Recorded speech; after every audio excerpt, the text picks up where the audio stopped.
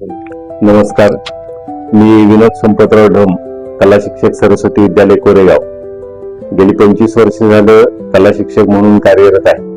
गतवर्षी श्री चित्रकला ग्रेड परीक्षा मार्गदर्शक पुस्तक हे पुस्तक मी तयार केलं आणि हे कला शिक्षकांना खूप आवडलं. विद्यार्थ्यांनी या सोप्या पद्धतीने मार्गदर्शन करता आलं आणि त्याच्यातूनच नवीन प्रेरणा मिळाली मला की स्मरणचित्र या विषयावर एखादं पुस्तक तयार करावं अशी एक सूचना मिळाली मला.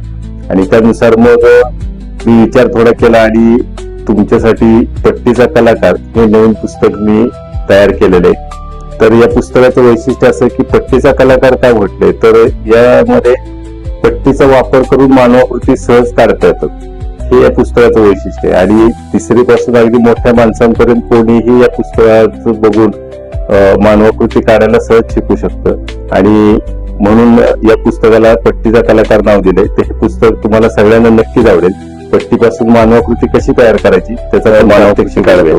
तर मानवाकृती काढण्याआधी पट्टीच्या चारही बाजूने आपण कडा तयार करत आहोत, म्हणजे त्याचा बाह्याकार आपण तयार केलेला आहे. आता या बाह्याकारात फिगर कशी तयार होते तर इथं आपण डोक्याचा भाग काढतोय, इथं कान आहेत आणि इथं बघा आपला चेहरा तयार झाला. हा चेहरा तयार झाल्यानंतर आपलं चेहऱ्याचे प्रात्यक्षिक पुस्तकात देखील दिलेले आहे. हा चेहरा तयार झाल्यानंतर डोळे, नाक आणि तोंड हे अवयव. पुन्हा इथं मान आले, इथं आपण एक टी शर्ट वगैरे किंवा गळ्याचा भाग दाखवते आणि इथं खांदा. ओके, त्यानंतर आपण इथं टी शर्ट कुठपर्यंत आहे ते दाखवते आणि त्यानंतर पॅन्टचा भाग इथं सुरू करतो.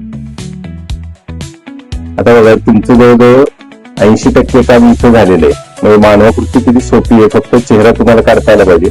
आणि मग ह्या पार्ट नुसार मग आपल्याला इथं खांदे